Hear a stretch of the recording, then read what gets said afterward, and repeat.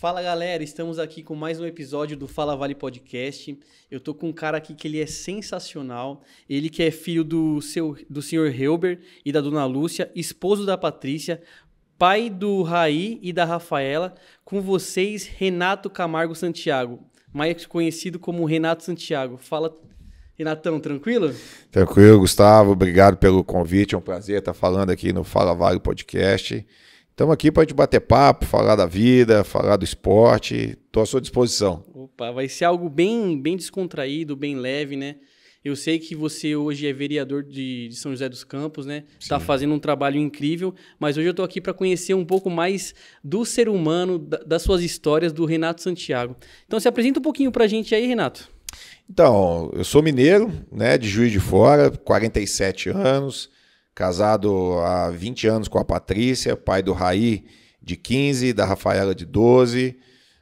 Vim para São José a primeira vez em 2002, né, para jogar no São José Esporte Clube. Fui contratado pelo São José, estava jogando no América Mineiro, em Belo Horizonte.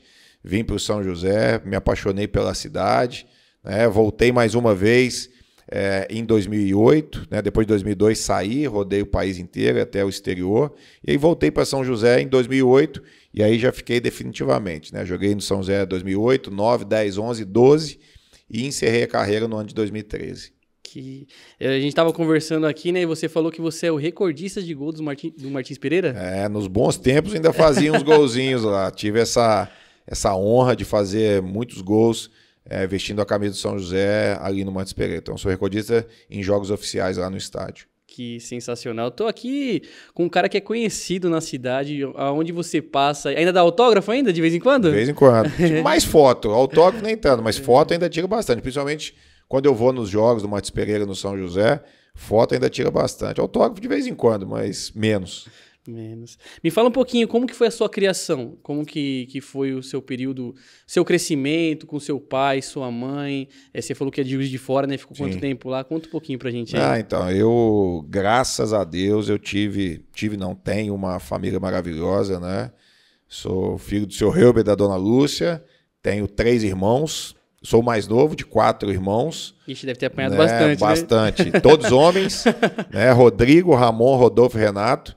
E numa diferença de 7 anos entre os 4, né? Quando eu nasci, o Rodrigo estava com 7, o Ramon com 5, o Rodolfo com 4 e eu nascendo. Então a gente cresceu junto, um protegendo o outro, na verdade, e eles me protegendo, né? Porque eu aprontava muito na rua, né? Principalmente nas peladas na rua, mas tive uma infância maravilhosa. Minha mãe, professora, sempre nos obrigou a estudar bastante, então...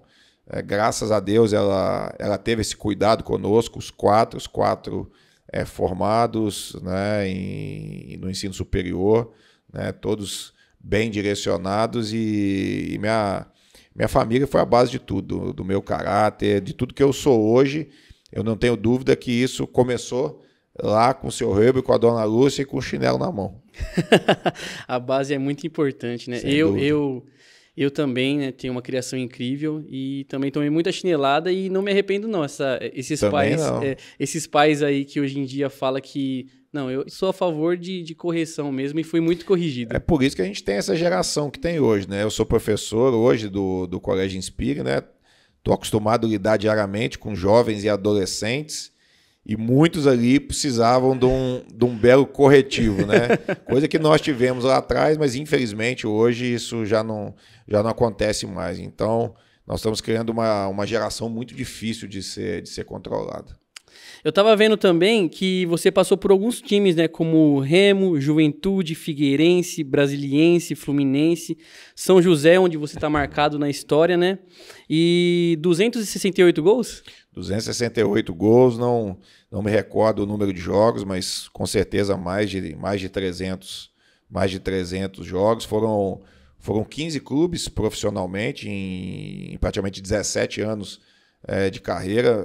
Eu voltei a jogar um pouco tarde, né? Na verdade, eu profissionalizei com 22 anos, né? Porque eu tive uma paralisação de 4 anos por eu ter decidido ingressar na faculdade.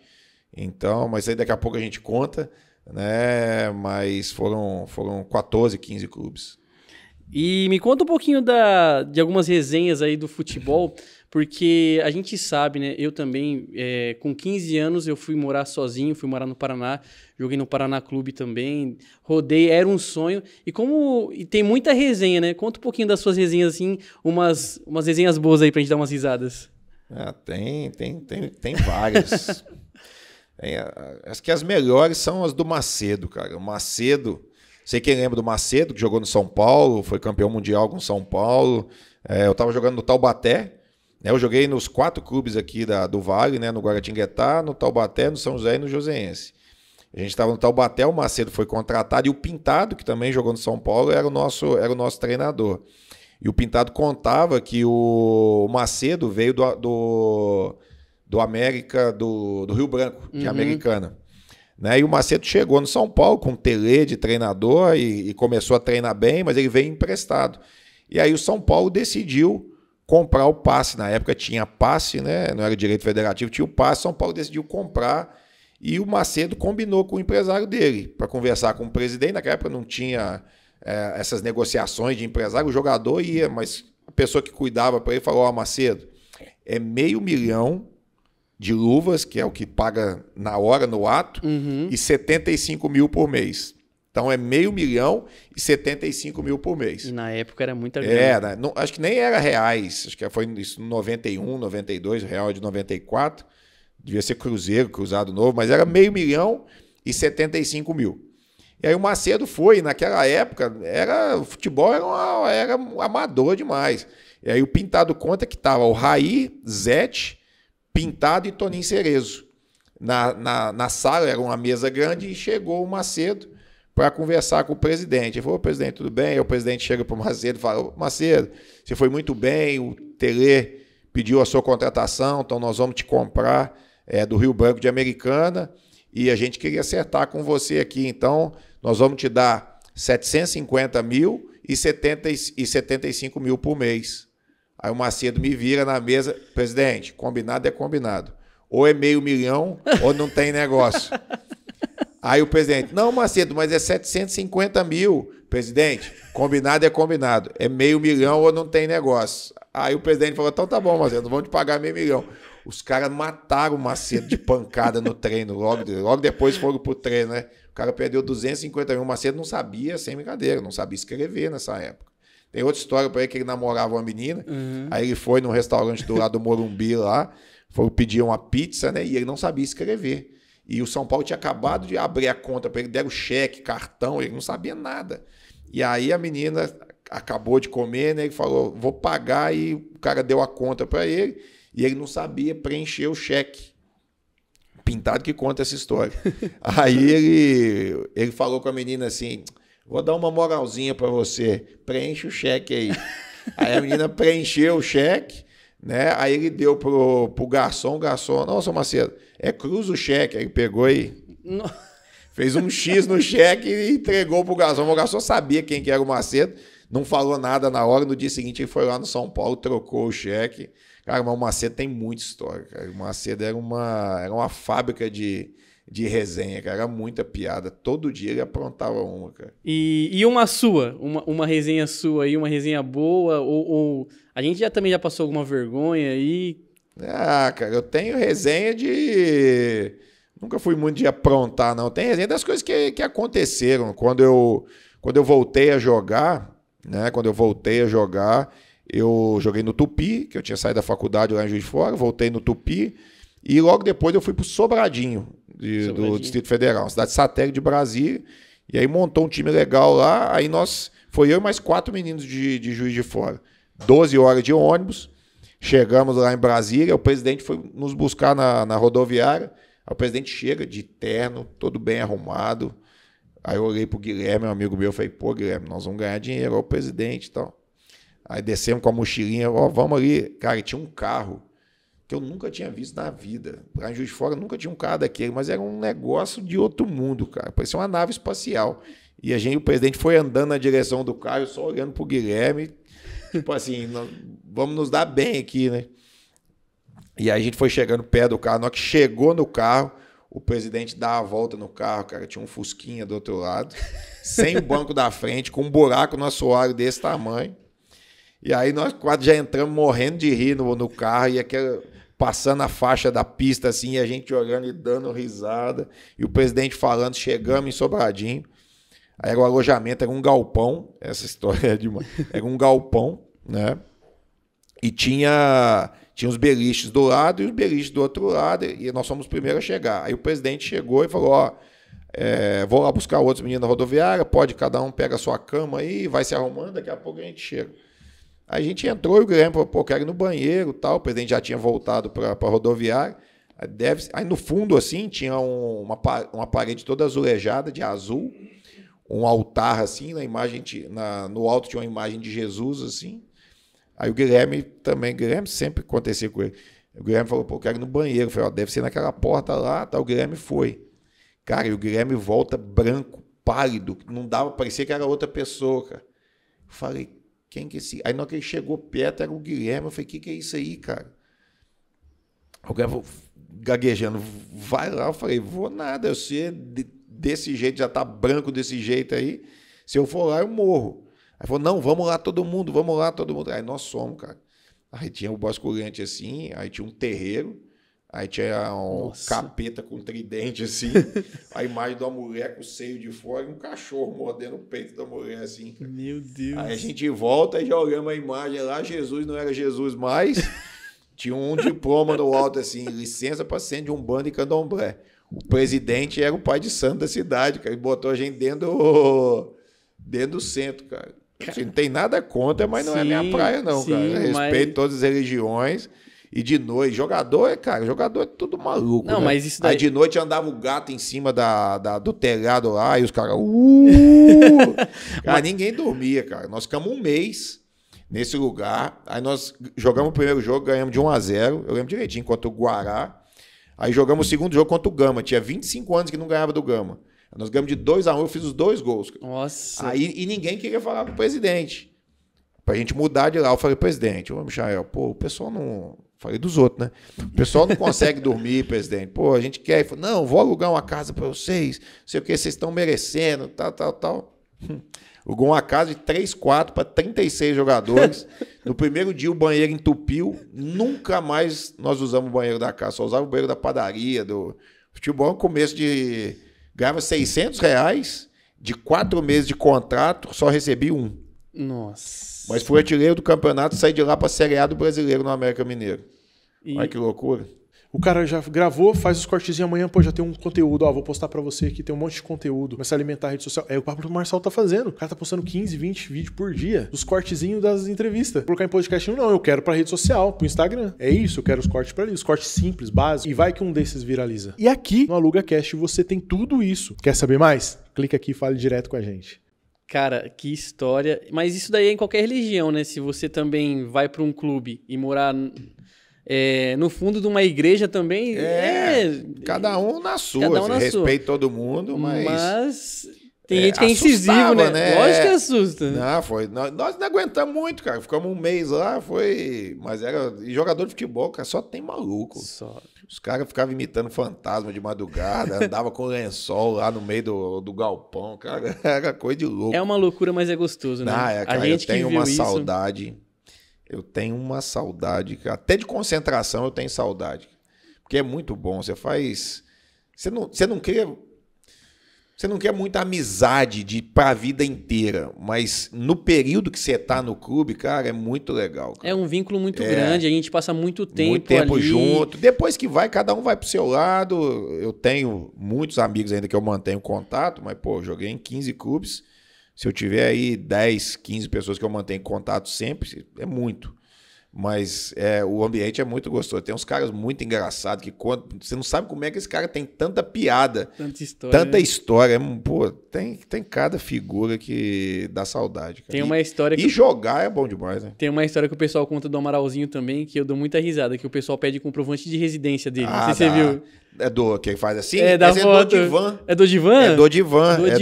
O Edmundo foi levar para comprar móvel. Isso, o Divan. Né? Aí queria dividir, financiar no carnê. Aí a moça pediu o comprovante de residência. Aí voltou pra casa e pediu o Edmundo pra tirar a foto. Fez assim. Eu moro aqui, apontando, ó. Eu moro aqui. Apontando onde ele morava e levou a foto lá. E o Edmundo deixou, né? Outro maluco. Meu. Só tem doido, cara. Mas é só história gostosa, né? É muito bom. Renato, você conta uma história que... Eu tava no college, né? E aí você contou uma história de 3 meninos que andavam juntos, né? É você e mais 2? Sim. E aí vocês cresceram juntos. Essa é uma história que é muito legal pra conscientizar a galera mesmo sobre as escolhas, né? Você quer contar um pouquinho dessa história? Conto, não. Éramos 3 amigos, né? Lá em Juiz de Fora. Assim, a gente morava num bairro muito simples, né? Classe social média, baixa, né? E nós tivemos as mesmas oportunidades, as famílias amigas, todo mundo junto, né? Estudávamos na mesma escola, na mesma sala de aula, tudo igual, e nós tivemos destinos completamente diferentes, cara. Por volta dos... E eu conto essa história que eu era o mais bagunceiro da minha turma, cara. Eu era o mais loprado de todos. Não era maldoso, não, mas era que moleque extrovertido do futebol, queria brincar com todo mundo, mexia com as meninas, mas não era nada maldoso, mas queria aparecer.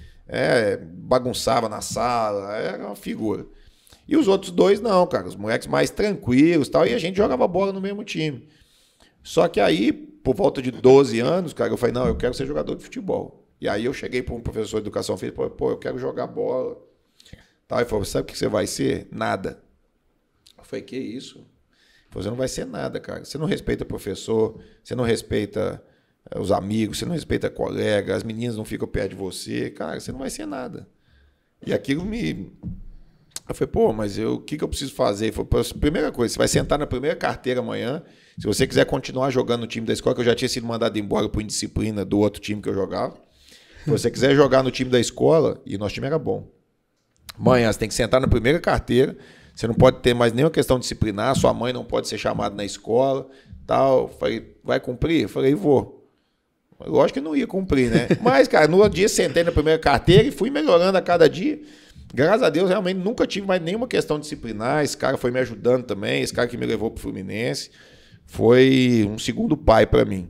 Né? Em contrapartida, cara, quando eu comecei essa mudança, os meus 2 amigos, assim, a gente saía de noite lá, porque a gente andava muito mais na rua do que essa meninada anda hoje em dia. Né? A gente tinha muito mais liberdade. E aí, um deles experimentou maconha num dia, né? E começou a gostar, me chamou o outro também. Cara, eu tive a oportunidade de fazer tudo que você possa imaginar. Eu nunca aceitei, nunca quis, nunca nem experimentei droga nenhuma, nem cigarro comum, nunca coloquei na boca, né? E aí o outro quis também, experimentou, aí os 2 viciaram, já estavam fumando maconha, começaram a abandonar o futebol, começaram a matar aula na escola, começou a dar problema para a família, né? E aí viciaram, migraram para cocaína, né? Já começaram a andar com os caras mais barra pesada. E aí eles não tinham dinheiro, a gente morava realmente num bairro muito simples, não tinha dinheiro para comprar. Naquela época tudo era muito mais difícil, né? E eles tiveram a brilhante ideia, entre aspas, né? De assaltar uma lojinha no bairro vizinho, bairro inclusive que a minha esposa morava. E aí foram lá para roubar dinheiro, para comprar droga. A polícia chegou, um deles consegue correr, né, e o outro não. Dizem, aí eu já estava no Fluminense, já tinha ido para o Rio, eu fui para lá com 14 anos. Dizem que ele ameaçou jogar um negócio na polícia, tomou um tiro na testa e morreu com 13 para 14 anos. Né, o outro depois foi preso, e esse outro, cara, que eu conto, ele era muito melhor do que eu, esportivamente falando. Era um cara fora de série. Acima da média. Forte, cara, canhoto, driblador, fazia gol, mas era muito melhor do que eu, muito. Era o destaque sempre na cidade, mas infelizmente, e gente boa, cara, gente boa, moleque, família do bem. Só que infelizmente são decisões que a gente toma, né? Eu conto essa história não é para falar que eu sou melhor do que eles. Não, eu simplesmente aceitei a ajuda de um professor que foi um cara nota 10 mil na minha vida, que me ajudou em tudo, meus pais também, né? E eu decidi seguir um caminho. Os outros, infelizmente, tomaram a decisão de falar não para um monte de coisa, né? E aí, namoradinha, balada, bebida, droga. Infelizmente, né? Hoje eu estou aqui, esse foi preso, um morreu com 14 anos, o outro foi preso aos 18, ficou um tempo na cadeia, saiu, aí virou mais problemático ainda, aí foi preso, ficou 15 anos preso, né? E saiu ano passado, se Deus quiser, recuperado. Mas não é fácil. Mas aí estragou a família inteira, né? Que era um moleque do bem mesmo. E estraga a família, perde os amigos, só anda com gente ruim, perdeu metade da vida dentro da cadeia. E, infelizmente, são decisões que vão fazer a diferença na nossa vida lá na frente. A gente acha que não, né? Mas esse período aí de 13 aos 20 anos é um período crucial da nossa vida para fazer escolhas, né? E continuando essa sua história, qual foi o seu primeiro clube? Como é que foi o teste, né? Esse professor que te levou pro Fluminense? Conta um pouquinho pra gente aí. Então, eu comecei lá em Juiz de Fora, Juiz de Fora é muito perto do Rio, né? Aí tinha um núcleo do Flamengo, uma escolinha do Flamengo lá, que eu jogava, né? Aí, com 12 anos, né, eu fui pro time da escola, que é o Colégio Granberry, e era a única escola que tinha um campo de futebol oficial. E, cara, a gente tinha um timaço lá tinha muito apoio à área esportiva. E a gente jogava contra o Tupi, contra o Sport, né? Eu fui pro Granberry e depois pro Sport. Aí do Sport eu fui pro Fluminense, né? Fiquei 5 anos no Fluminense, dos 13 aos 18. Ao 18, você é novo, você tá com quantos anos? 29. 29? Você é moleque ainda, você nem pegou essa fase. Fluminense, 96, 97, 98, teve uma sequência de rebaixamentos. Deve ter ouvido a história. 96 foi rebaixado para a Série B. Aí, como o Fluminense tem bons advogados, né? É o meu time, que eu nem torço mais, mas torcia na época. Voltou para a Série A, disputou a Série A em 97, caiu para B. E aí não teve jeito, teve que disputar a B, disputou a B e caiu para C. Nessa queda para C, cara, em 97... eu já estava treinando no profissional, mas a gente morava lá nas Laranjeiras, cara, mas não tinha nada, cara, faltando comida, não tinha ajuda de custo, cara, não tinha nada. Aí, quando a minha mãe ser professora, eu sempre fui bom de estudo, né? Eu falei, vou fazer o vestibular na Federal, cara. Se eu passar, eu vou ver o que eu vou fazer. E aí, não sei se por sorte ou por azar, eu passei na Federal, e aí decidi abandonar o futebol, para tristeza do meu pai. A alegria da minha mãe. Eu decidi abandonar o futebol, né? Fiz os 4 anos da faculdade, dos 18, eu entrei com 18 para 19, né? E saí com 22 para 23. E aí, quando eu estava terminando o curso, no último semestre, eu já começando a trabalhar, né, com educação física, eu falei, cara, educação física também, o mercado tá terrível lá em Juiz de Fora, não vai dar o que eu quero, não. E aí, esse professor, a vida é muito louca, né? Esse professor que me ajudou lá atrás, chama Marcelo Mata, hoje ele é o secretário de esporte de Juiz de Fora. Ele tinha passado no concurso para a Federal e era professor na Federal. E ele, dando aula para mim lá, ele falou, cara, por que você não volta a jogar? Aí eu falei, pô, Marcelão, eu já tô com 22 anos, que ele falou, vou te contar uma história. O Luiz Cláudio, que era um lateral esquerdo do Tupi, ele parou com 32 anos e foi fazer faculdade também. Só que quando ele chegou com 36... ele quis voltar a jogar porque a educação física não estava dando e ele não conseguiu porque já estava com 36 anos. E aí falou, pô, aconteceu isso com o Luiz Cláudio está frustrado aí na cidade. Por que você não tenta voltar? Você está com 22 anos ainda, já formou, cara. Aí eu fui para casa, eu nem pensava em jogar mais, eu fui para casa com aquele negócio na cabeça, eu voltei no dia seguinte. Falei, pô, mas e aí, cara? Como é que eu... Ele falou, não, eu estou assumindo a fisiologia do Tupi. Eu te levo para fazer um teste. E eu nem falei pro meu pai. Aí eu fui fazer o teste. No primeiro teste, o cara já mandou eu ficar no profissional. E aí eu cheguei em casa, falei com meu pai, dei uma camisa para ele do Tupi. Aí ele ficou todo emocionado e eu me profissionalizei de verdade ali, né, em 2001. E aí você passou por Tupi? Aí saí do Tupi, né? Aí fui pro Sobradinho no segundo semestre. Logo depois eu fui pro América Mineiro, na Série A do Brasileiro. Aí vim para o São José montou um timaço aqui em 2002. Aí 2002, Figueirense, Série A do Brasileiro de novo. Depois Juventude, Série A do Brasileiro. Aí fui para a África, para Tunísia, em 2005. Né? Aí volto para o Clube do Remo, 2006. Taubaté, 2006. 2007, Caldense. 2008 eu volto para o São José. Aí fico aqui 2008, 2009, segundo semestre eu vou emprestado para o Guaratinguetá para jogar o Brasileiro lá da Série C, subimos. 2010 eu volto. 2011 eu vou para o Campinense da Paraíba. 2012 volto, segundo semestre de 2011 já volto para o São José. 2012 São José. 2013 Joseense e aí eu encerro em 2014. Caramba, que legal, cara. Eu fico imaginando assim, porque a gente conhece muita gente nesse meio do futebol, né? Olha o tanto de lugar que você foi, chegou até a ir pra Tunísia. E como é que foi lá? Não, muito diferente? É muito diferente, cara. Primeira coisa, cheguei lá no primeiro dia, 52 graus. 52? De calor, 52, cara. É um absurdo. O país funciona assim. Lá, a gente acordava às 6 horas da manhã, aí treinava 6h30, 7 horas, até às 9, aí o país praticamente para, que ninguém fica na rua, porque é absurdo, cara, depois de 9 e pouco da manhã. E aí o país só volta a funcionar depois de 5 horas da tarde. E aí 5 horas a gente treinava de noite, até de noite, aí o país funciona de noite, de tarde, final de tarde até de noite, porque lá também não fica de noite, lá fica cinza, não fica preto igual fica aqui. Uhum. Né? E, cara, é muito louco. Comida totalmente apimentada. O primeiro dia, a única coisa que eu entendia no cardápio era espaguete, que eles falam espagueti. Espagueti, faz espagueti, traz espagueti. Cara, uma pimenta que eu odeio pimenta, cara. Mas eu morrendo de fome, não sabia pedir outra coisa. Aí depois você vai aprendendo, lá fala francês e árabe, aí você vai aprendendo riz, que é arroz, viande, que é carne, aí você vai, batata frita, que é batata frita mesmo, vai aprendendo, cara. Eu acho que eu só ia comer batata frita lá e espagueti. Feijão não tinha, era riz, viande, batata frita, todo dia, riz, viande, batata frita, arroz, carne, batata frita. Deixa eu contar algo interessante. Eu fui jogar na Bahia, né? E aí eu cheguei lá, a moça falou assim: você quer comida quente ou quer comida. Ai, já ouvi isso. Ou quer comida fria? Eu falei, moça, eu gosto de comida morna. Ela começou a rir. Ela saiu daqui, não, né? Quente é pimenta, né? Quente é pimenta. Eu falei, moça, então eu quero gelado. Eu também não gosto de pimenta. Eu comi como é que chama aquele Vatapá, bolinho lá? Acarajé, né? Acarajé. Cara, saí dali soltando fogo. Mas, e aí você tá 20 anos, né? A sua esposa chegou a te conhecer quando você jogava bola ainda? Não, a Patrícia, nós nos conhecemos desde pequeno.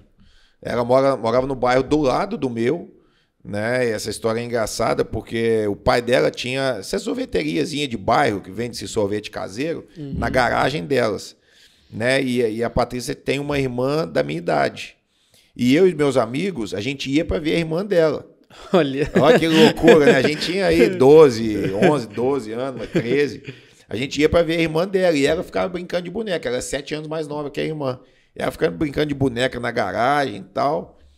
E aí, cara, depois quando eu voltei pra faculdade, eu tava com 18. E ela tava com 11. E aí a gente jogando bola lá, ela tava jogando. Eu falei, cara, acho que essa menina é a menina da sorveteria. Caramba, que memória. Cara, mas era... Cara, foi essa menina da sorveteria. E eu jogava bola com o irmão dela, o Fernando. Fernando não, o Alexandre, o segundo. Aí eu falei, pô, sou eu, não sei o quê. Mas ela tinha 11 anos, eu tinha 18, cara, nada, né?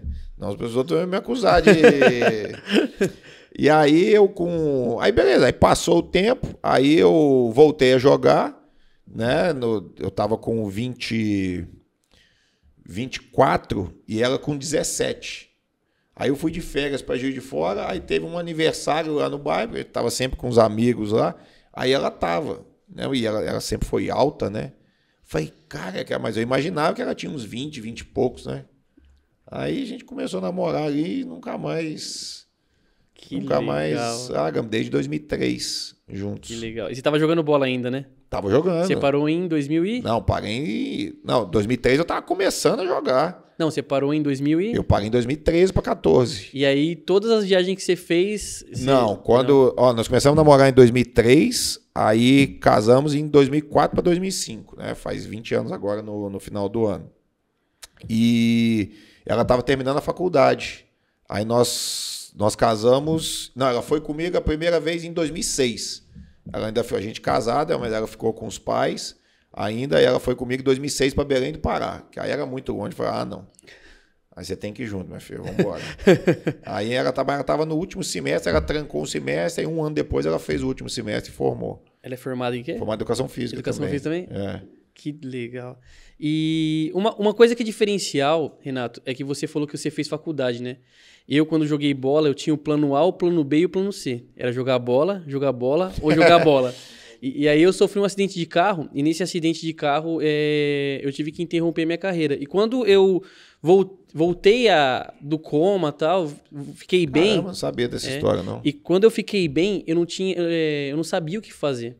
Então, acho que para você dar um recado pra galera, como é importante você estudar, né? Porque é muito difícil você não ter um plano B, um plano C. Eu acho que isso daí pode ter sido um diferencial na sua carreira, ter estudado, né? Eu não tenho dúvida. E isso fez muita diferença na minha carreira, até na forma com que os treinadores se relacionavam comigo. Eles me respeitavam muito, né? Porque você estudando, você fala diferente, você tem outros pensamentos. Ainda mais que eu era da área de educação física, então eles perguntavam para mim sobre os treinamentos, o que eu estava achando, se estava muito forte, estava muito fraco.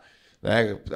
Cara, eu conversava, o Dorival Júnior foi meu treinador no Figueirense, a gente trocava altas ideias, cara, sobre tática, era muito legal, um cara muito inteligente. Isso eu não tenho dúvida que fez muita diferença na minha vida. E fez muita diferença, principalmente depois que eu parei. Né? Em 2003, quando eu estava no Figueirense, na Série A do Brasileiro, eu fui capa da revista Placar. Uhum. Eu era o único jogador dos 20 clubes da Série A, eu tenho essa revista, depois eu vou te mandar. Manda sim. Eu era o único atleta da Série A do Campeonato Brasileiro formado numa Universidade Federal. Era o único, cara. E pouquíssimos formados em universidade particular. Pouquíssimos. E isso, cara, fez uma diferença, porque quando eu parei de jogar, eu já tinha planejado o que eu ia ser. Eu parei de jogar de 13 para 14, em 2014 eu já comecei a dar aula no Colégio Inspire. Então, porque é difícil parar de jogar.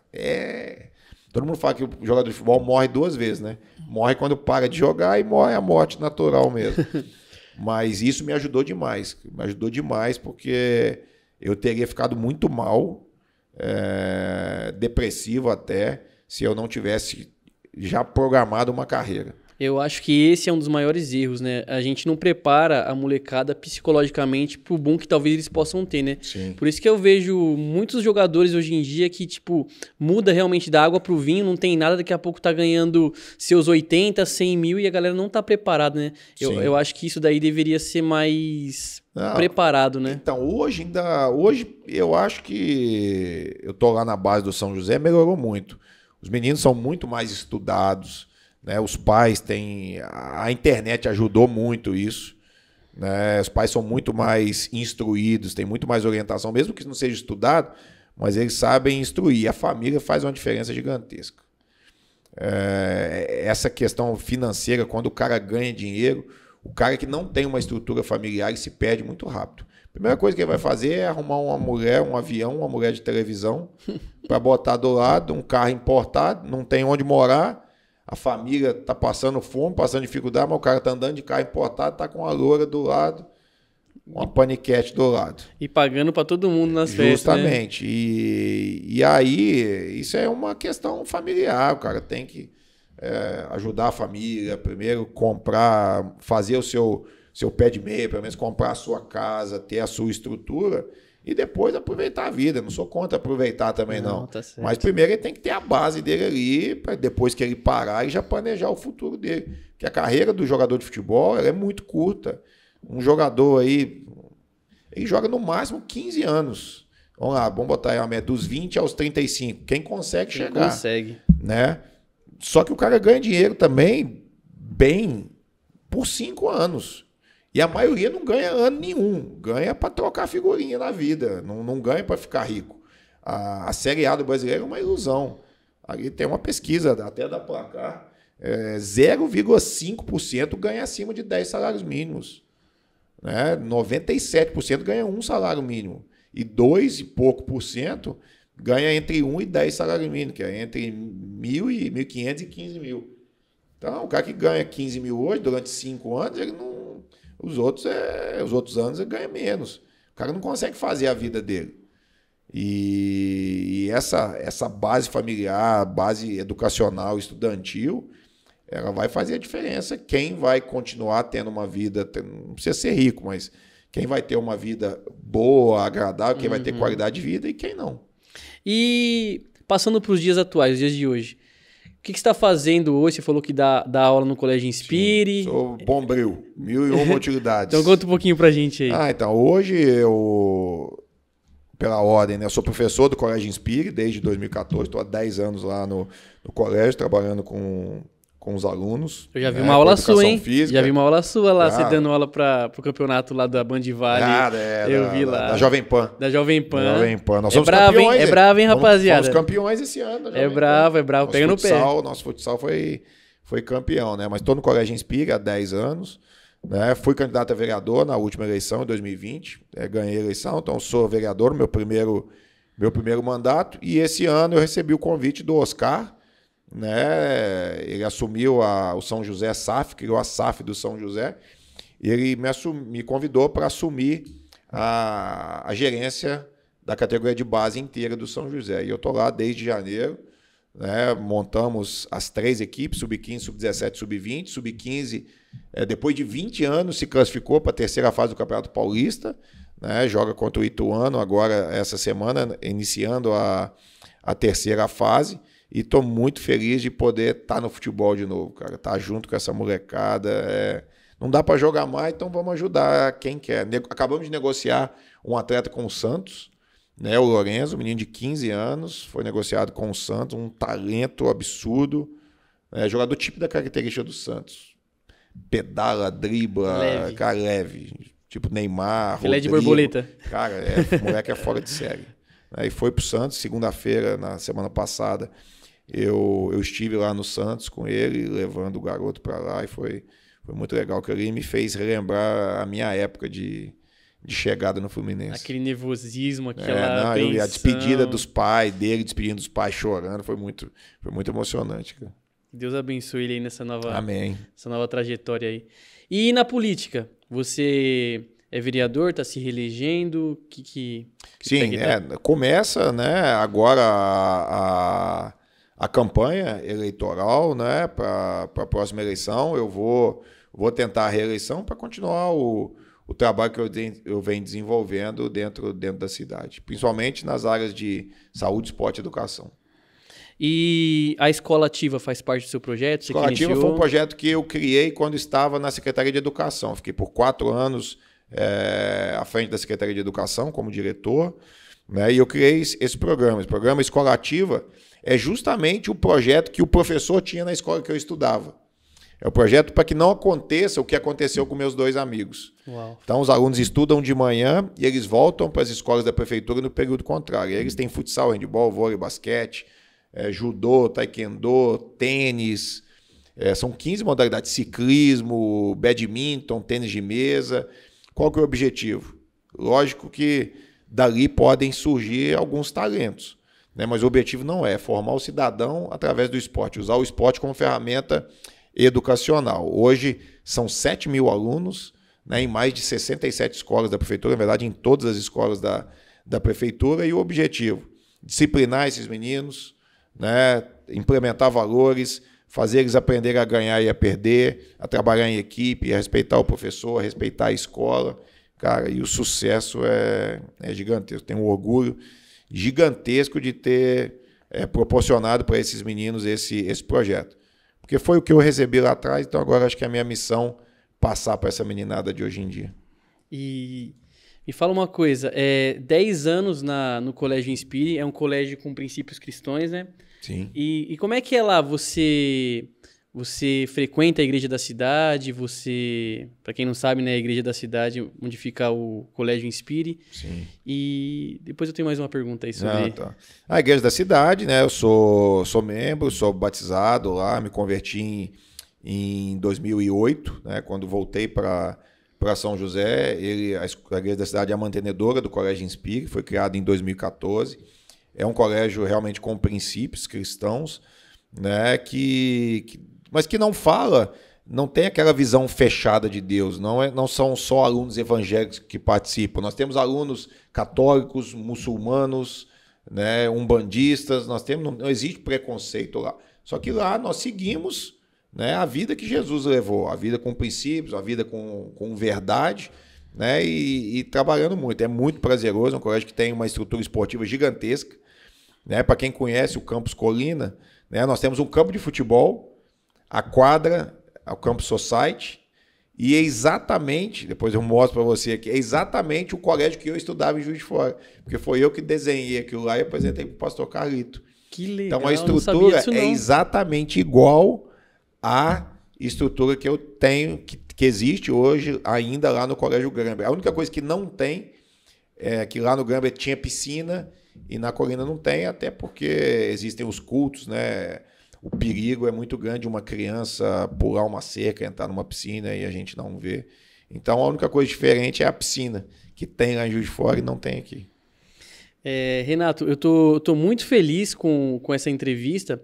Me conta um pouquinho como é que você conheceu Jesus, né? Você falou, porque ainda você jogava bola. Sim. E, cara, como é que é você manter princípios? Porque é um meio muito difícil da gente se manter firme com princípios. Eu aposto que você deve ter passado bastante tentação, vamos dizer assim, bastante Sim. propostas e se manter aí. Como é que... Cara, assim, eu sempre fui um cara muito tranquilo, né? Depois das bagunças lá de criança e adolescente, eu sempre fui um cara muito tranquilo, né? Eu tava muito focado no que eu sempre fui muito concentrado para fazer as coisas, né? Quando eu entrei na faculdade, eu falei, vou estudar, tanto é que eu esqueci bola. Fiquei 4 anos sem ver bola. Era educação física, ser personal, ser professor, ser preparador físico, tal. E depois, quando eu voltei pro futebol, eu tava focado em ser um atleta de verdade, né? Em 2001, quando nós fomos lá pro Sobradinho, aconteceu essa situação de a gente estar dentro de um centro de Umbanda em Candomblé, morando. Uhum. Né? E vários atletas do Rio de Janeiro, eu lembro do Da Silva da Silva, Edilson e Alexandre, eles eram evangélicos. Né? E na época, cara, eu tinha um preconceito absurdo contra evangélico. Era um preconceito, que era aquelas histórias de... Tinha um cara que chutou a santa na época, você era moleque.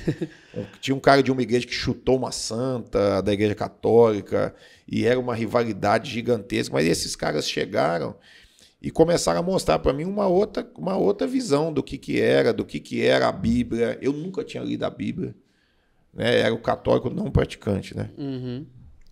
Mas fiz tudo. Batizei, crismei, casei, fiz tudo na igreja católica. Mas nunca tinha tido uma Bíblia. Na minha casa nunca teve uma Bíblia. Meus pais também nunca foram praticantes, meus irmãos também não. E lá nesse local, dentro de um centro de Umbanda em Candomblé, esses caras começaram a orar pelo local e falando que mesmo dentro daquele lugar a gente estava protegido porque o nosso Deus era maior do que qualquer coisa.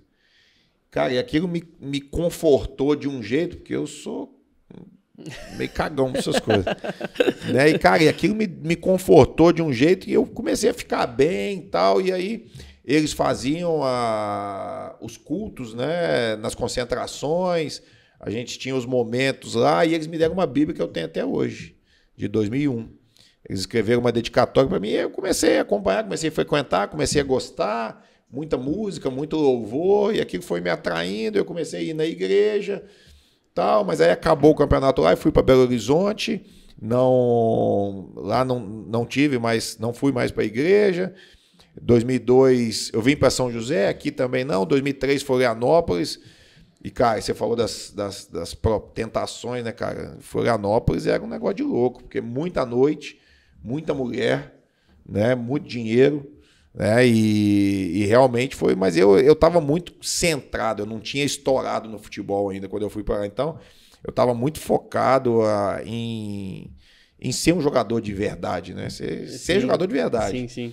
Né? E eu sempre fui muito centrado nisso. Aí depois eu volto para Juiz de Fora, aí já reencontro a Patrícia, 2003, a gente começa a namorar, logo depois nós noivamos, 2004 nós já casamos, cara, e aí a Patrícia do lado foi muito importante para mim, porque me blindou disso tudo. Eu nunca bebi, né? Tinha uma vontade, a gente ia pro churrasco, eu também sempre fui com os caras, ia pro churrasco, mas como eu não bebia, eu ficava meia hora, 40 minutos, 1 hora e já ia embora, e os caras depois ali aprontavam o resto da noite, né? Mas o futebol é um meio muito difícil, cara, que te oferece muita coisa gostosa do mundo, né? Mas que você tem que saber dizer não, aonde você quer ir e fazer as suas escolhas. se você entra por um meio desse, você não sai mais. Né? E graças a Deus a igreja, né, 2008, 2005, quando nós casamos, né, a gente já começou a frequentar mais, a Patrícia também era católica, ele começou a me acompanhar, aí nós fomos para Poços de Caldas, logo depois voltei para São José em 2008, em 2008 eu conheci a igreja da cidade aqui através do Ademir, um amigão, um parceiro que eu tenho aqui, né, e aí dali foi uma sequência de bênçãos, né? Nós batizamos, a Patrícia estava grávida, nós perdemos um filho 1 ano antes, né? E aí a gente tem não sei se dá tempo de falar, nós temos um testemunho muito legal. A gente estava em Poços de Caldas, na igreja, a Patrícia tinha engravidado, tinha perdido. E a gente tinha comentado que se fosse menino ia chamar Raí. Essa história é emocionante, cara. E a gente tava na igreja lá em Poços de Caldas, né? E a gente muito triste porque tinha perdido. E aí um menino, cara, no meio do culto, né? Ele chegou pra Patrícia assim, deu um papelzinho com um desenho de uma criança. E falou assim pra ela, esse aqui vai ser seu filho. Nossa. E no meio do culto, cara. E a gente, mó baixa astral, né? E, cara, impressionante. Falou assim, isso aqui vai ser um desenho de uma criança, assim. Ele desenhou tal. Só que aí continuou o culto e a Patrícia, Renato, olha aqui, a gente ficou de olho no menino. Cara, foi um negócio de Deus. Aí ia ter uma apresentação de teclado. E esse menino que ia tocar na igreja. Aí o pastor falou, agora eu queria chamar o menino Raí. Nossa. Que vai tocar o teclado. Cara, aquilo ali foi uma confirmação. Aí, logo depois, nós viemos para São José, a Patrícia engravidou aqui em 2008, o Raí nasceu em 2009. No nosso batismo, em dezembro de 2008, ela estava grávida com o barrigão do Raí. Caramba, eu fiquei arrepiado. Cara, essa história marcou a gente de um jeito que... Muito louco. É a confirmação de Deus que o Raí ia chegar. E o primeiro foi um menino, chama Raí, a segunda, Rafaela. E joga bola também? Joga, tá no sub-15 do São José. Não tem a mesma posição do pai, mas também não é goleiro. É volante. Ele queria ser goleiro, cara. Queria? Quando era pequeno, mas meu pai deu uma luva pra ele, eu cortei todos os dedos da luva. Sério? Goleiro? Pô, tá louco. Aí ele é volante, cara. E bom jogador. Bom, tem futuro. E a menina? Menina Rafaela, Estudiosa? Adora vôlei, estudiosa, os dois, cara. Cara, só tenho que agradecer a Deus, que eu tenho 2 filhos. Meu Deus. Se eu pudesse escolher de novo, eu mando exatamente igual. Não precisa mudar em nada. Que top. E me fala uma coisa. Vendo o seu passado, a sua trajetória e quem você é hoje, o que você mudaria? O que você faria diferente ou nada? Você fala, não, os erros justamente aconteceram para aprendizado, mas, ou se não, isso aqui eu mudaria, eu faria diferente. Você se orgulha de quem você é hoje? Orgulho total. Cara, não... A gente... Erros não tem, porque se a gente não cometesse os erros, a gente cometeria outros. Sim. Né? Não tem. Graças a Deus, cara, eu tive... Lógico, errei bastante, mas erros pequenos que, graças a Deus, eu tenho orgulho. Nunca fiz mal para ninguém, nunca prejudiquei ninguém na vida, nunca roubei ninguém. Então, isso que meu pai me ensinou, isso eu tenho um orgulho gigantesco de falar, cara. Isso eu falo de boca cheia, falo para os meus filhos, nunca precisei, nem no futebol, que o meio complica, nunca sacaneei ninguém, nunca puxei tapete de ninguém. Você pode isso eu faço que você pode perguntar em qualquer clube que eu fui, qualquer treinador, qualquer cara que jogou comigo, ninguém tem uma vírgula para falar de mim, cara. Isso eu tenho um orgulho gigantesco. Assim, mudar alguma coisa, cara, poderia ter continuado jogando no Fluminense. Você que quis sair de lá? Eu que quis, porque eu passei na faculdade, aí eu decidi abandonar o futebol. Né? Acho que é a única, cara, que assim, só que aí tem aquilo também, se eu tivesse continuado lá, provavelmente eu teria ido para o profissional, aí eu não teria voltado para Juiz de Fora, não teria reencontrado a Patrícia, não teria minha família, não teria os meus filhos. Então, se fosse para não ter a minha família hoje, eu não me arrependo. Mas se fosse para ter jogado no Fluminense como profissional, para ter tido uma carreira, para não ter perdido os 4 anos que eu perdi, para ter tido uma carreira mais forte, maior no futebol, né, poderia ter trocado. Mas se pensar hoje, falar assim, valeu a pena, cara. Eu não só agradeço a Deus tudo que eu tenho, tudo que Ele me deu e a família que eu tenho. Isso aí não tem preço. Então ficou lá atrás. Poderia ter sido, mas também poderia ter dado errado, eu ter continuado errado, eu não ter sido formado. Então não dá para ficar lamentando. A gente fica pensando, mas não dá para lamentar. Deus faz as coisas do jeito certo. E uma coisa que eu acho muito interessante é que, tipo, você saiu de um lugar que é bastante complicado e foi para outro que é muito complicado, que é a política. Sim. E como é que tá sendo lá, você sendo cristão, você implantando princípios? Uma coisa que eu acho muito interessante, o nosso diretor ali, ó, ele tava lá naquele pagode que a gente fez, ele tava tocando cavaquinho, lembra? Lembra que eu falei? Pô, os caras tocando, eu falei, quero um pagode desse aí. E aí ele tava tocando cavaquinho, a gente levou o pessoal lá. E você que abriu as portas, né? A gente tem a Copa Evangélica, que o Chiquinho tá tomando conta, mas com a sua ajuda, hoje em dia, facilitou muito, né? E como é que tá sendo pra você tá lá na política lá e manter os princípios também, porque é muito difícil, né? Não, meio muito difícil. Tão difícil quanto o futebol. Porque é um meio estigmatizado já, né? Todo mundo é corrupto, todo mundo é bandido, todo mundo é ladrão, né? Ninguém presta. E eu também achava isso. Né? Quando me convidaram para política em 2016, eu falei, você tá maluco? Política só tem bandido, eu não quero envolver com isso não, tal. E realmente não quis. Porque assim, na política nós somos um número, né? Eles querem uma pessoa que tenha voto. Então, eu tinha acabado de sair do futebol, era ídolo da torcida aqui em São José, então os caras, esse cara tem voto, vamos trazer ele para cá. Quase todos os partidos me procuraram, ou todos na época, e eu falei não para todos. Mas aí, através de um grande amigo, o Hélio Nishimoto, cristão, né, era deputado na época, ele me convidou e falou, pô, Renato, vamos lá, nós precisamos de alguém do esporte, a gente não tem ninguém no esporte para desenvolver projetos lá dentro. Eu falei, eu não quero, cara. Ele falou, não, mas vai lá para dar opinião. Eu falei, não, se for para dar opinião, eu vou, cara, mas não quero envolver e tal. E aí eu fui lá, ajudei a montar o plano de governo do Felício, a época, ganhou a eleição em 2016, falando do Escola Ativa. O Felício foi conhecer o projeto que a gente desenvolvia lá no Colégio Inspire, que era esse de contraturno, e ele gostou e falou, se eu ganhar a eleição, eu vou te convidar. Aí eu imaginei, político, né? Vai nada, quer meu voto e vai convidar nada. Cara, e ele ganhou a eleição, me convidou, né, para assumir a Secretaria de Educação nessa área. Eu fiquei lá 4 anos e aí, naturalmente, né, as pessoas, aí você começa a entender também, né, e a gente precisa de boas pessoas na política, né, e aí eu fui candidato em 2020, ganhei a eleição, cara, e é impressionante. A grande maioria das pessoas são pessoas do bem, cara. Lá na Câmara, a maioria são pessoas do bem. Né? Só que, infelizmente, as pessoas que fazem as coisas erradas, elas acabam dando mais notícia. O que aparece na televisão é o cara que escondeu dinheiro na cueca, é o deputado que estava com cocaína no avião, é o outro, mas são minoria, cara.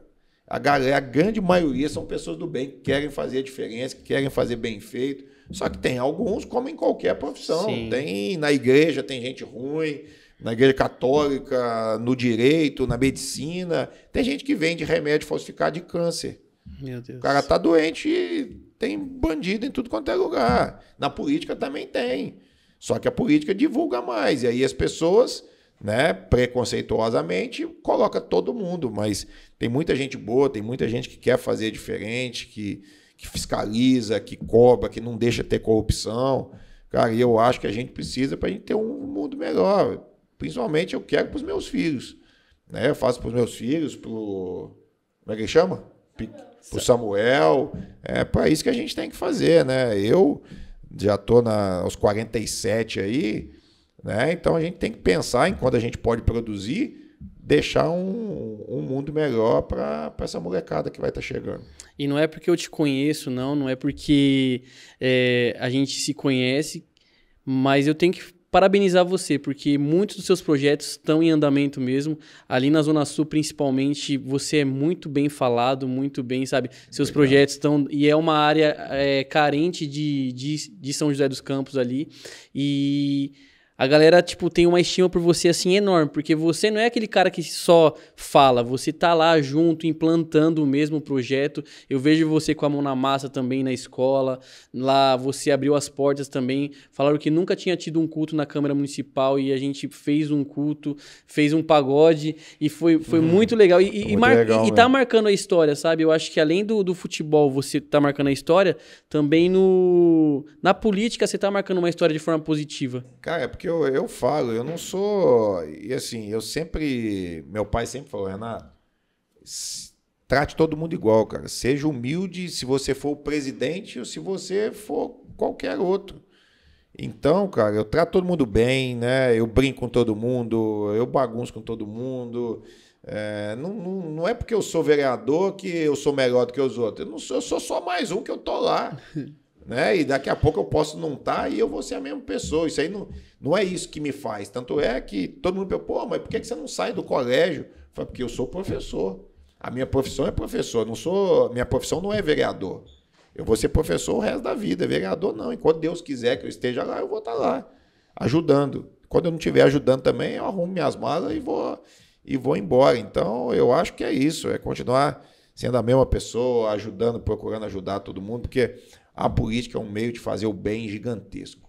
Quem sabe usar a política para fazer o bem para as pessoas, não para as pessoas uma ou outra, é para fazer para todo mundo.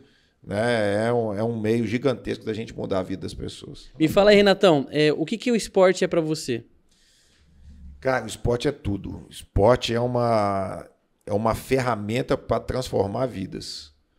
Eu acho que o Brasil, ele peca porque ele tem território, ele tem clima bom, ele tem uma raça maravilhosa. Aqui tem tudo para dar certo.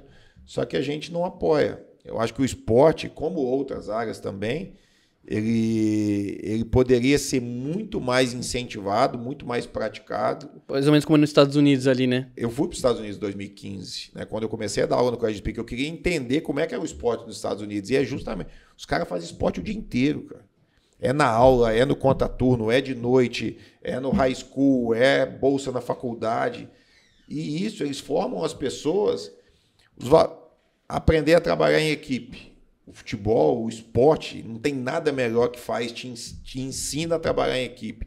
Aprender a ganhar e a perder, você lutar para buscar os seus objetivos.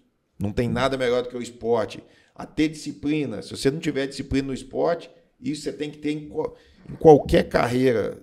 Respeitar a hierarquia, respeitar o chefe, respeitar o treinador, respeitar o professor. Cara, tudo que você aprende no esporte, você leva para qualquer área da vida que você for trabalhar. Sim.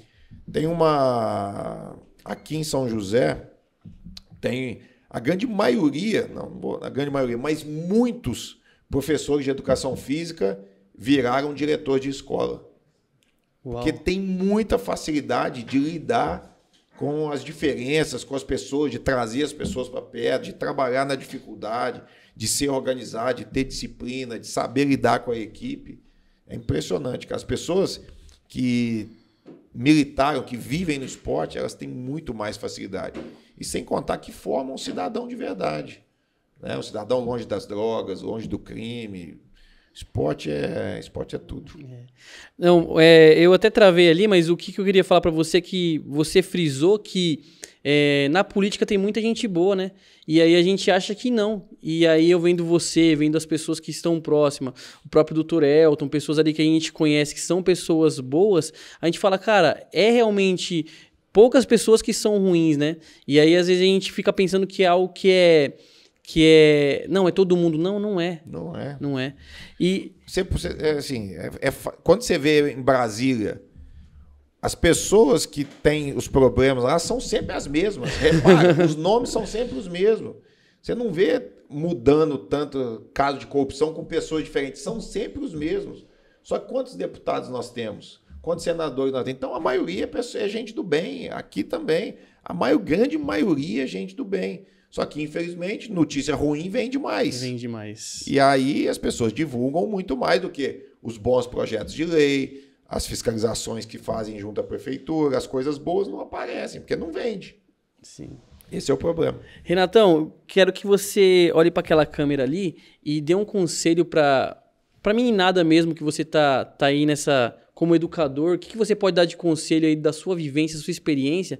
E aí eu gostaria que você deixasse um conselho para as próximas gerações mesmo aí, que eles podem fazer de diferente. Porque é isso, tá chegando a nossa hora, a gente vai passar o bastão para eles. Sim. E aí, dá um conselho para eles aí para realmente continuar ou não errar onde a gente errou, não fazer o que a gente fez.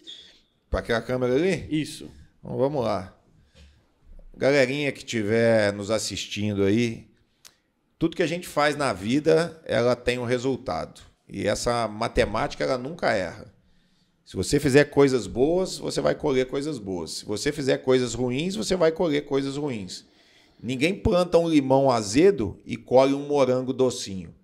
Então, tudo que você for fazer na vida, faça muito bem feito, com muita disciplina, com muita garra, com muito amor, respeitando os pais, respeitando as mães, os professores e se juntando com pessoas do bem. Quando você junta com pessoas do bem, a chance de você errar é menor. E muito cuidado com os falsos amigos. Né? Os falsos amigos, como eu contei a história agora há pouco. Quando a polícia chegou, quando os dois meninos estavam assaltando a lojinha, um saiu correndo e nem olhou para trás que o amigo dele estava tomando um tiro na testa, estava morto na calçada. Então, o verdadeiro amigo é aquele que vai falar não para você, que vai te tirar de um monte de coisa ruim e que vai seguir junto com você conquistando as coisas. Mas Ayrton Senna falava, sempre faça as coisas com muito amor, que de algum jeito você chega lá. Boa. É isso aí. Renatão, eu espero que você tenha gostado do bate-papo. Para mim foi um prazer ter você aqui. Muita resenha boa, muito papo de futebol, sabe? É bom conhecer aí um cara que é referência na cidade. Artilheiro até hoje, né? Como é que é o nome do estádio? Martins Pereira, artilheiro até hoje, com quantos gols? Com 50... Não, no Martins Pereira 30. 53 pelo São José. 30 gols e ainda não foi batido o seu... Não foi. E tem o recorde também de gols num jogo só. Fiz 4 gols pelo Joseense na decisão do acesso em 2013. Cara, espero que você tenha gostado, espero que você divulgue aí o nosso espaço, Fala Vale Podcast. E, gente, é isso, espero que vocês tenham gostado, fiquem até o final. Vejam as outras entrevistas também, tá muito bacana o nosso papo, o nosso podcast. Então compartilhe aí, manda pros amigos. E é isso, galera, até a próxima. Tchau, tchau.